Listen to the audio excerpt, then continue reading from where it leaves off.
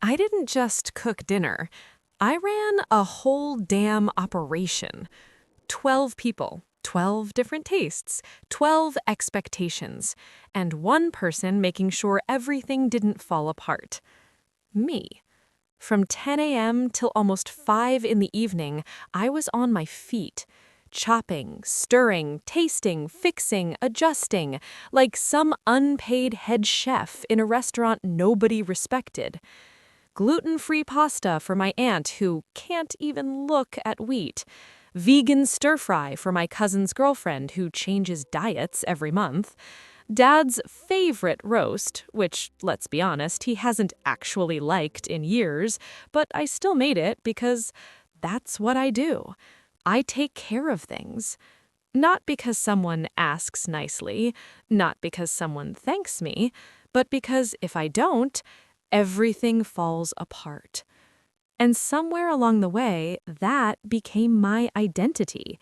The fixer, the organizer, the one who just handles it. Yeah, sounds nice, right? It's not. Because what nobody tells you is, when you become the one who handles everything, people stop seeing you as a person. You become a service. So there I was, standing in the kitchen, hands sore, hair tied up, shirt slightly stained, looking at a table I built from scratch that day. It wasn't perfect, but it was warm, thoughtful, real. For a second, just 1 second, I felt proud. And then my mom walked in. She didn't sit, didn't smile, didn't say, "Wow." She looked at the table, tilted her head, and said, "Honestly, we should have just ordered takeout." Like what I made wasn't even worth chewing. The room got quiet for half a second. Then my dad laughed. A soft little chuckle, like she'd just told a harmless joke. And just like that, 6 hours of effort, gone. Erased. I stood there, waiting for someone, anyone, to say, "Hey, that's not fair. Come on, she worked hard. Mom, don't say that." But nah, nothing. 12 people at that table. Not one person had my back. And that's when it hit me. Not loud, not dramatic, just clear. I wasn't part of this family. I was their system. So I did something I had never done before. I didn't argue, didn't cry, didn't defend myself. I just untied my apron, slowly, placed it on the chair, and said, "Next time, you all can figure it out yourselves. I'm done." You'd think the room would freeze. Nah. They laughed, actually laughed, like I just dropped a punchline instead of a boundary. "Relax, Lena. Why are you being so sensitive? It's just mom being mom." Yeah, exactly. That's the problem. It's just mom. It's just how we are. It's just you. Everything was always just. Except me. I wasn't just. I was exhausted. And for the first time in my life, I meant what I said. I was done. That night, while everyone was still laughing, drinking, pretending nothing happened, I walked into the spare room, closed the door, and opened my laptop. No drama, no announcement, just action. First thing I did, canceled the Christmas cabin booking. Then the New Year's ski trip. Then the summer beach house. Every reservation, every plan, every little thing they didn't even realize I handled, gone. Deleted. Refunded. Erased. And here's the crazy part. My hands didn't shake. I didn't hesitate. I didn't feel guilty. I felt light, like I'd been carrying something heavy for years, and finally dropped it. You think this story started that night? Nah, this goes way back, like childhood back. I was the easy kid, not the rebellious one, not the star child, just the one who said okay even when it hurts, the one who helps without being asked, the one who figures things out so nobody else has to. When I was 10, I was already setting tables for holidays. Not playing, not relaxing, working. At 18, I was organizing family events. At 25, I was basically running logistics for grown adults who somehow didn't know how. And every time they said, "You're so good at this, Lena," I smiled. I thought it was love. It wasn't. It was dependency. And there's a difference, a big one. Let me give you an example. My 34th birthday. Not even a big milestone, just a normal day you hope someone remembers. You know what I got? A group text from my mom. "Hey, can you plan your own birthday brunch? You know what places you like." I stared at that message for like 10 minutes. And then I said yes. Of course I did.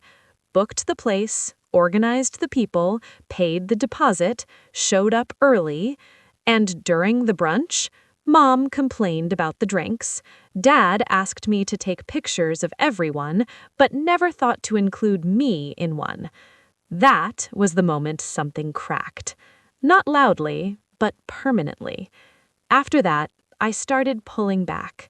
Slowly. Not enough for them to notice, just enough for me to breathe. Stopped answering messages instantly, stopped offering help first, took a vacation without telling them every detail, and guess what? Nobody noticed.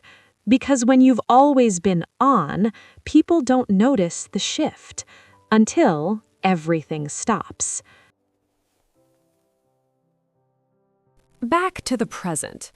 2 days after that dinner, my brother texted me, "Hey, did something glitch? The Christmas booking is gone." I stared at it and smiled. Not out of revenge, but clarity. I sent the money back. Every single dollar. Didn't say a word. Then my mom emailed. Not called. Not apologized. Emailed. Subject: "We need to talk about the holidays." Classic. 5 paragraphs of passive-aggressive nonsense. "You're being immature. People rely on you. This affects everyone." Of course it does, because for the first time, they had to rely on themselves. The group chat? Absolute chaos. Who's picking up grandma? Who's cooking? Wait, what are we even doing? 30 messages. Not one solution, because the system was gone. Me. And here's where things get real. For the first time in years, I didn't feel stressed watching them struggle. I felt peaceful, because I wasn't responsible anymore. Instead of fixing their mess, I booked something for myself. A small cabin, middle of nowhere, no Wi-Fi, no noise, just me and silence. And sitting there, looking at the snow falling outside that window, I realized something that hit deeper than anything before. I didn't abandon them. I stopped abandoning myself. That Christmas, they were scrambling, burnt food, missed timings, arguments. Meanwhile, I was in pajamas, sipping hot coffee, reading a book, in complete peace. No pressure, no expectations, no, "Lena, can you just..." Nothing. And that's where everything changed. Not with a fight, not with a big speech, but with a quiet decision to stop being available for people who were never there for me. Now listen, if you've ever been the one holding everything together, you already know this feeling. That invisible pressure, that silent expectation, that role nobody gave you officially, but everyone expects you to play. Here's the truth, though, and you might not like it, but you need to hear it. You trained them. Yeah, not intentionally, but every time you said, "I'll handle it," every time you stayed quiet, every time you fixed things instead of letting them break, you showed them you'll always be there, no matter what. So when you finally stop, it shocks them. Not because they care, but because now they're uncomfortable. And that's exactly where this story turns. Because what happened next wasn't just about them falling apart, it was about me finally building something for myself, something real, something mine. The silence didn't stay quiet for long. At first, it was confusion, then irritation, and then full-blown panic. By New Year's Eve, my phone started lighting up like I owed people explanations. My brother called first. Not a text this time, a call. I let it ring. Then another, and another. Finally, a voicemail dropped in. Hey, Lena? Look, I think we all kinda messed up, okay? Things are chaotic here. Nobody knows what's going on. Mom's stressed, Dad's irritated, people are arguing about stupid stuff. I didn't realize how much you were actually doing. I paused the message, played that line again. I didn't realize how much you were actually doing. Yeah, that sentence, that's the one people always say after they lose you, not while you're breaking your back for them. A few hours later, my mom called. I picked up this time. Not because I missed her, but because I wanted to hear it. Her voice came in calm. Too calm. That fake composure she uses when she's trying not to sound like she's losing control. I think you've made your point now, Lena. My lips almost curved into a smile.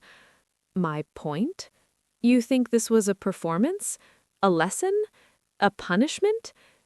No, Mom, I said quietly. I didn't make a point. I made a decision. Silence. Then she hit me with the classic. The family needs to come together. I leaned back against the wall, staring at the ceiling. Funny how family only matters when the system stops working. I've been holding this family together my whole life, I said. You just didn't notice because it was convenient not to. She didn't respond. Because what do you even say to that? But here's the thing. Not everyone came at me sideways. A few days later, I got a message from my cousin Danny. And this one felt different. Hey, I just wanted to say I'm sorry. Not for the dinner, but for everything. I think we all got too comfortable with you handling things. I didn't realize how unfair that was. I stared at that message for a long time, because it wasn't dramatic, it wasn't defensive, it was honest. And honesty? It's different when you've been ignored for years. I didn't reply immediately, not because I didn't care, but because for the first time, I didn't feel the need to rush into fixing something. That's when I realized something huge. I wasn't waiting for apologies anymore. I wasn't waiting for validation. I wasn't waiting to be seen, because I had already seen myself. And once that happens, everything changes. January rolled in, and it was quiet. Not awkward quiet, not lonely quiet. Peaceful quiet. No, can you just? No, we were hoping you'd. No last-minute chaos dumped on me. Just space. I started doing small things. Cooking meals that didn't need approval. Buying flowers just because I liked them. Sitting in silence without feeling like I was wasting time. And for the first time in years, I wasn't tired. Not physically, not emotionally. Just steady. I started therapy, not because I was broken, but because I finally had the space to understand myself. And one day, my therapist asked me something that hit like a brick. When did you learn that love had to be earned? I didn't answer, because I didn't have one moment. I had a lifetime of them. Every time I worked harder to be noticed, every time I stayed quiet to keep peace, every time I gave more than I had, hoping someone would finally say, You matter too. But they never did. So I learned to say it to myself. By February, I joined this small hiking group. Random women, different ages, different lives. No expectations. No roles. Just people walking, talking, existing. One day, I shared a piece of my story. Not all of it, just enough. And this older woman, probably in her 60s, looked at me and said something I'll never forget. You didn't leave them, you came back to yourself. That line? Yeah, that one stayed. Months passed. Things shifted. My family? They didn't magically become better people overnight. Life doesn't work like that. But they changed, in pieces. My brother started handling his own plans. Messy at first, but he learned. Danny stayed in touch, not asking for favors, just checking in. My mom? She still struggled, still tried to guilt trip sometimes. But even she started choosing her words more carefully. Because now, I wasn't absorbing everything anymore. And then, one random afternoon, there was a knock on my door. I opened it, and there was my dad. No phone call, no warning, just there. He looked different, not physically, but like something inside him had shifted. I didn't come to ask you for anything, he said. That alone shocked me. I came to say I'm sorry. Not rushed, not forced, slow, real. I should have said something that night. I should have stood up for you. And I didn't. I saw it, and I still said nothing. I didn't interrupt, didn't soften it. He continued, "You've done more for this family than anyone, and we treated it like it was expected." There it was. The truth. Simple, heavy, late, but real. I stepped aside. "Do you want some coffee?" Not forgiveness, not closure, just a step. We sat in silence for a while, and honestly, it wasn't uncomfortable, because not every silence needs to be filled. Some silences heal. Now here's the part people always ask me. Did you forgive them? And the answer's, it's not simple. Forgiveness isn't a switch. It's not yes or no. It's a process. Some days I feel open. Some days I don't. And that's okay. Because forgiveness isn't about them. It's about me not carrying what they did forever. But here's what I did do. I changed my standards. I stopped being available on demand. I stopped overgiving. I stopped shrinking myself to keep others comfortable. I still cook. Yeah. But now, it's for people who appreciate it. Or just for me. And trust me, food tastes very different when it's made with peace instead of pressure. That apron, I still have it. Folded, tucked away in a drawer. Not as a reminder of pain, but as proof. Proof of who I used to be, and who I chose to become. Every year now, I go back to that same cabin. Same quiet, same snow, same stillness, but a different version of me. Stronger, calmer, whole.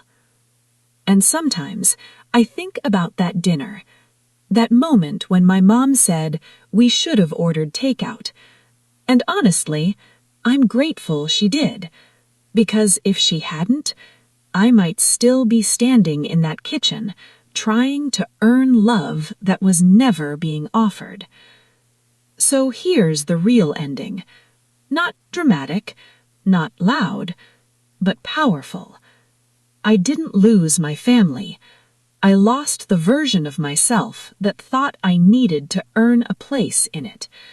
And in doing that, I found something better. Myself. Now I'll ask you something real. If you were in my place, would you have kept cooking, or would you have walked away sooner? Think about it. Because sometimes, the hardest thing you'll ever do is stop being the person everyone depends on and start being the person you deserve.